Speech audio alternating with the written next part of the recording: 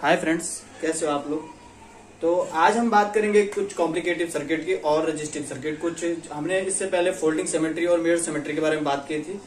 अगर आप लोगों ने पहले वाली वीडियो नहीं देखी है तो कृपया आप आई बटन पर क्लिक करके आप पहली और दूसरी और तीसरी वीडियो को, पहली दूसरी तीसरी तीनों वीडियो को जरूर देखें। उसके बाद आप इस वीडियो को देखें तो आपको आसानी से आप बड़े से बड़े सर्किट भी सॉल्व कर सकते हैं। तो इस वीडियो को देखने से पहले आप दूसरी और तीसरी तो जरूर ही देखें, क्योंकि उसमें बेसिक बताया गया है, तब जाके ही आप इस सर्किट को कर पाओगे, क्योंकि ये काफी कॉम्प्लिकेटिव है। अगर आप बेसिक क्लियर करके नहीं आओगे तो आप इस वीडियो का देखने का कोई फायदा नहीं है।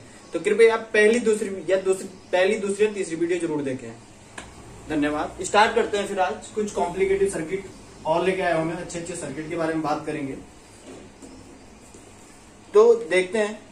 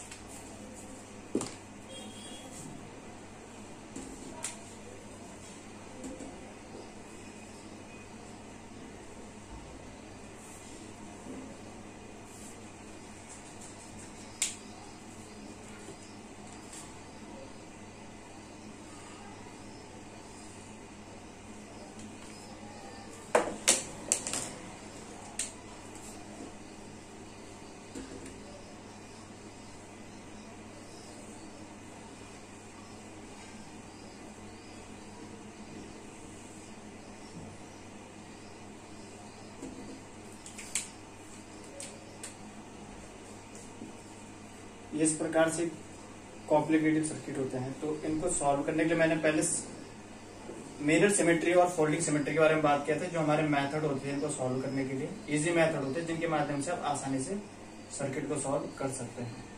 तो इसमें जितने भी रेजिस्टेंस आ रहे हैं हमने आर ओम के रखेंगे सेम रेजिस्टेंस के लिए।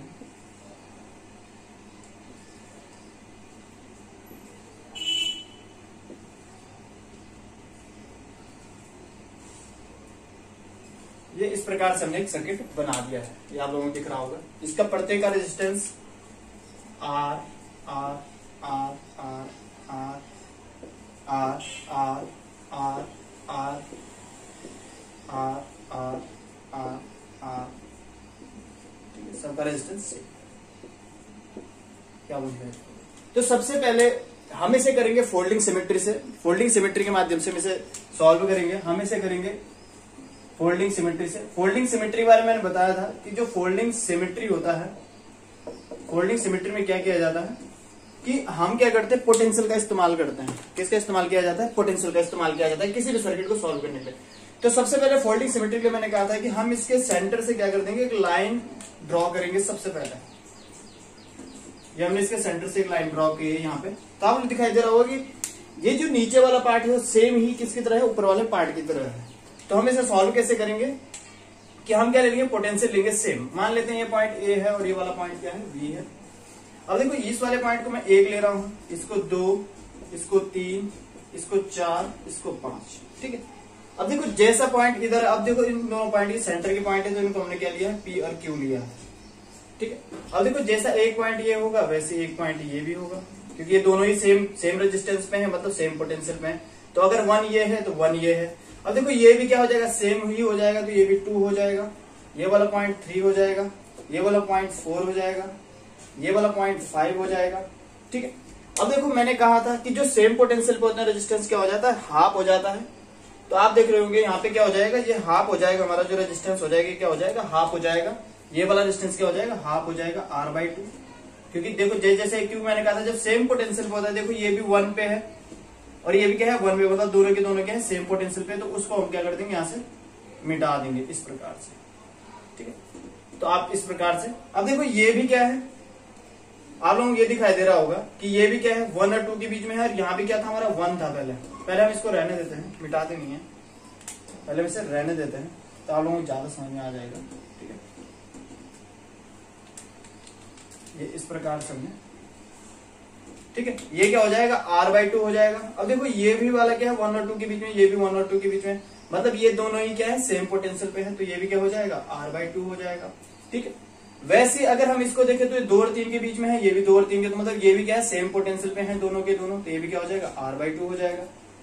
ठीक है, और आप लोगों को दिखाई दे रहा होगा 3 और 4 के बीच में, ये भी 3 और 4 के बीच में, तो ये भी क्या हो जाएगा, R/2 हो जाएगा। वैसे सेम ये 4 और 5 के बीच में, ये भी 4 और 5 के बीच में, तो ये क्या हो जाएगा, R/2।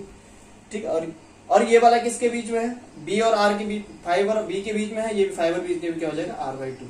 ठीक है, अब देखो ये वाला, अब हम इन पॉइंट के बाद जो बीच वाले हमारे पॉइंट है इनकी बातें करते हैं। ये क्या है, P और 1 के बीच में, आप लोग दिखाई दे रहा हो, ये P और 1 के बीच में है, तो ये भी क्या हो जाएगा, फिर हाफ हो जाएगा, मतलब ये क्या हो जाएगा, R/2। अब देखो ये भी क्या है, P और 3 के बीच में है, ये भी P और 3 के बीच में है, तो ये भी क्या हो जाएगा, R/2 हो जाएगा। अब देखो ये वाला क्या है, 3 और R के बीच में, या Q और 3 के बीच में है, तो ये भी क्या है, Q और 3 के बीच में है, तो ये भी क्या हो जाएगा, हाफ हो जाएगा। वैसे आप लोग दिखा दे रहे हैं Q और 5 के बीच में भी, Q और 5 के बीच में भी क्या हो जाएगा। तो मतलब ये क्या हो चुके, ये सेम इसी का ही क्या है, पैरेलल है, तो नीचे वाले को हम फिर क्या कर सकते हैं, मिटा सकते हैं।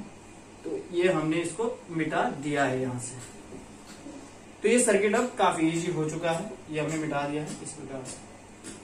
अब आप लोगों को दिखाई दे रहा होगा सर्किट काफी इजी हो चुका है। ये दोनों ही क्या है, R/2 है, ये भी R/2 है, ये भी R/2 है, ये भी R/2। अगर हम इसका डायग्राम बनाते हैं तो कुछ इस प्रकार से बनेगा। ठीक है, ये R है, R/2। अब देखो ये R/2 और R/2 क्या हो जाएगा, R हो जाएगा, क्योंकि दोनों ही क्या सीरीज में है, R/2 और R/2। ठीक है, इसको आप मिटा दो तो आपको ज्यादा अच्छे से दिखाई देगा। ये इस प्रकार से हमारा सर्किट बन चुका है वैसे। तो ये क्या हो जाएगा, ये दोनों ही सीरीज में है, तो R/2 और R/2 क्या R हो जाएगा, ये भी R हो जाएगा, ये भी क्या हो जाएगा, R हो जाएगा। वैसे ही अगर हम देखें, इस पॉइंट को मैं थोड़ा आगे ले जा लेता हूँ, क्योंकि शॉर्ट है तो हम इसे आगे ले जा सकते हैं। ये भी क्या हो जाएगा, R हो जाएगा, क्योंकि ये दोनों ही क्या सीरीज में है, ये दोनों भी क्या है, सीरीज में है, तो ये भी क्या हो जाएगा, R हो जाएगा। और ये भी क्या हो जाएगा, R/2 हो जाएगा। अब देखो ये R/2, क्योंकि दोनों ही सेम रेजिस्टेंस है, तो जब कभी भी सेम रेजिस्टेंस होता है तो जितने टाइम्स होता है उतने टाइम से क्या कर दिया जाता है, डिवाइड कर दिया जाता है। ए और बी के बीच हमको रेजिस्टेंस फाइंड करना था, तो हम क्या लिख सकते हैं, R/2 plus R/2 plus R/2। देखो R/2 ये हो गया, इसका R/2 ये हो गया, ये वाला R/2 और ये वाला R/2। तो ये कितना हो जाएगा, एलसीएम कितना, 2 आ जाएगा, ऊपर कितना आ जाएगा, 4R आ जाएगा। तो ये कितना आ जाएगा, इसको आप ऐसे में करके ऐसे लिख देना, ये कितना हो जाएगा, 4R/2। तो 2 से 2 बार जाएगा तो कितना आ जाएगा, 2R हमारा क्या हो जाएगा, आंसर हो जाएगा।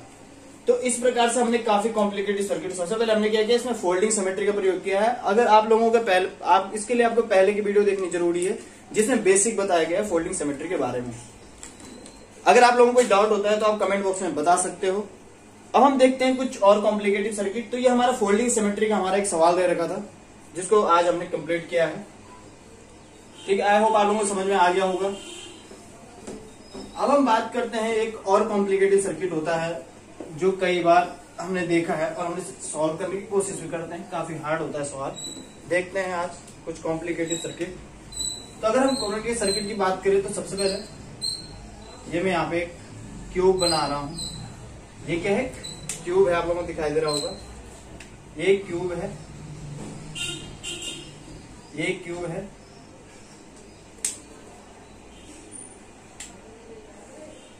ठीक है, ये क्या है, क्यूब है, ये आप लोग दिखाई दे रहा होगा, ये क्या है, क्यूब है। अब देखो इस क्यूब के ये वाला पॉइंट अगर हम ए ले लेते हैं, ये वाला पॉइंट अगर हम बी ले लेते हैं, ठीक है, ये वाला पॉइंट ए हो गया, ये वाला पॉइंट क्या हो गया, बी हो गया। अब यहां से हम इसको यूं ले लेते हैं, इसके सारे रेजिस्टेंसों के मान माना बात क्या है, आर है।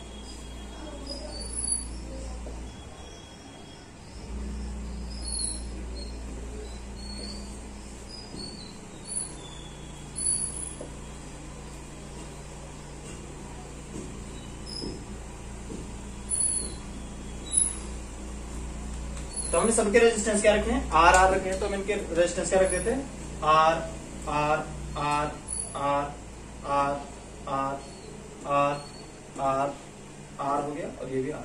ठीक है, अब जितने भी इसके कोने हैं इनको हम क्या कर लेते हैं, इनके कुछ नाम रख लेते हैं, जितने भी इनके कोने हैं।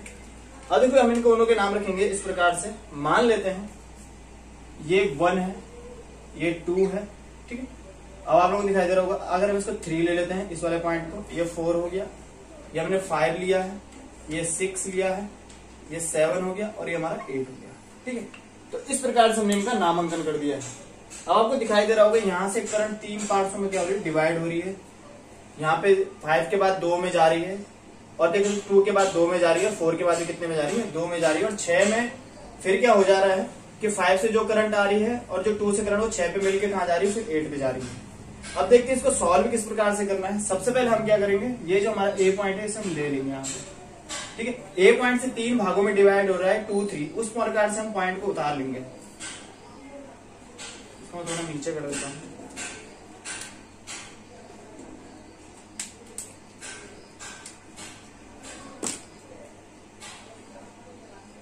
ये हमने इस प्रकार से ले लिया है, ये हमारा ए पॉइंट है। ए पॉइंट के बाद 3 भागों में डिवाइडेड है, 2, 5 और 4 में, ठीक है। तो हम इसी प्रकार से हम डिवाइड कर देंगे।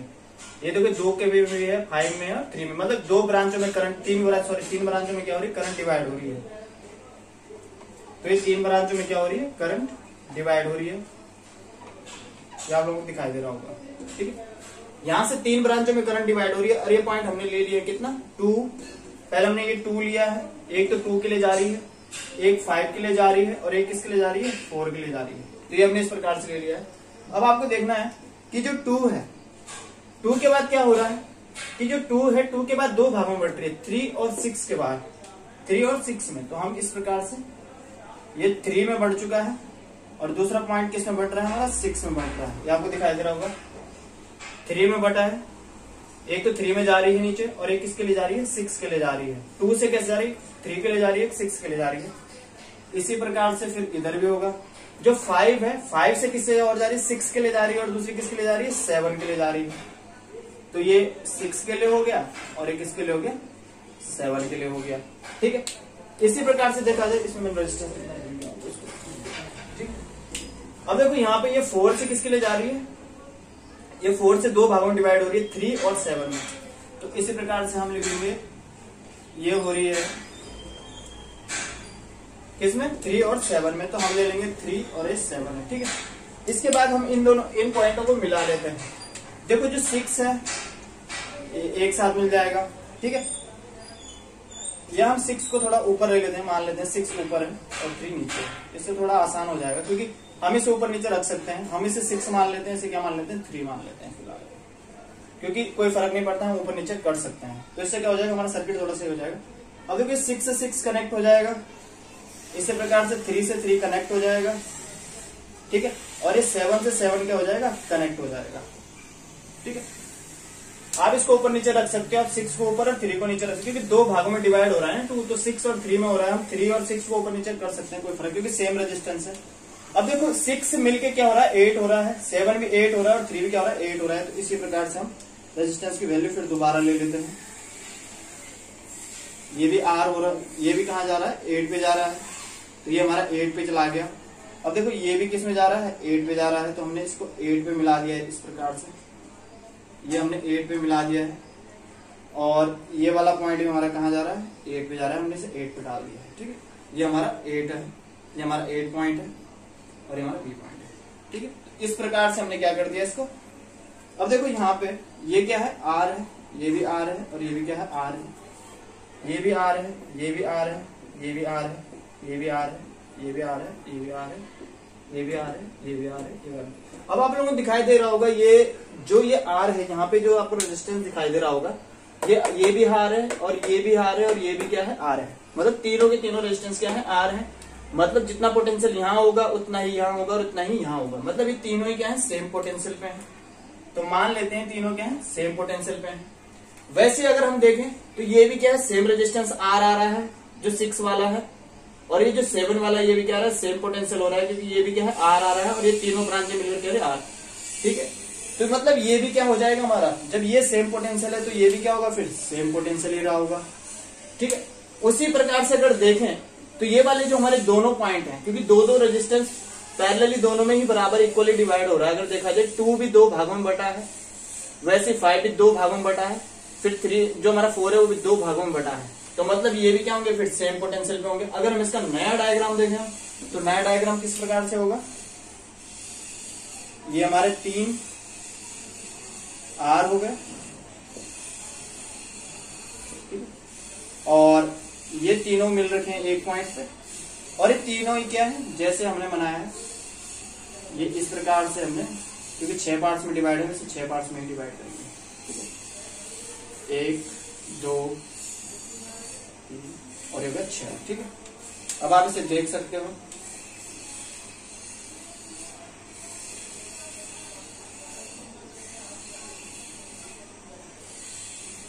और ये 6 पॉइंट क्या है, एक ही जगह, क्योंकि सेम पोटेंशियल पे है तो ये सेम पोटेंशियल में मिला दी, ठीक है। और यहाँ पे सर्किट आ नहीं रहा है पूरा, मैं इसको, ये आप लोगों को समझ में आ गया होगा, मैं इसे मिटा रहा हूँ, ठीक है। आप इसको यहाँ पे समझो, ये हमने क्या कर दिया है, पहले आर जो हमारे आ रहे हैं, ये पहले 3 पार्ट्स में डिवाइड था, फिर हमने 3 पार्ट में डिवाइड किया है, फिर ये तीनों एक ही जगह मिले हैं, फिर ये 3 कितने पार्ट्स में डिवाइड हुए थे, 6 पार्ट्स में डिवाइड हुए थे, हमने इसे 6 पार्ट्स में डिवाइड कर दिया है। इस प्रकार से 6 पार्ट्स में क्या हो चुका है, डिवाइड हो चुका है। अब इसे हम 6 पार्ट्स में लिख सकते हैं, ये इस प्रकार से हो गया,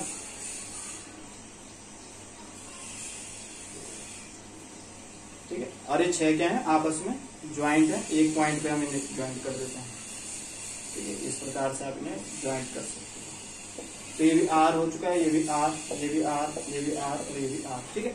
उसके बाद कितने में थे, 3 पॉइंट से डिवाइड थे, मैंने कहा था ये भी सेम पोटेंशियल था, तो ये भी सेम पोटेंशियल हो जाएगा,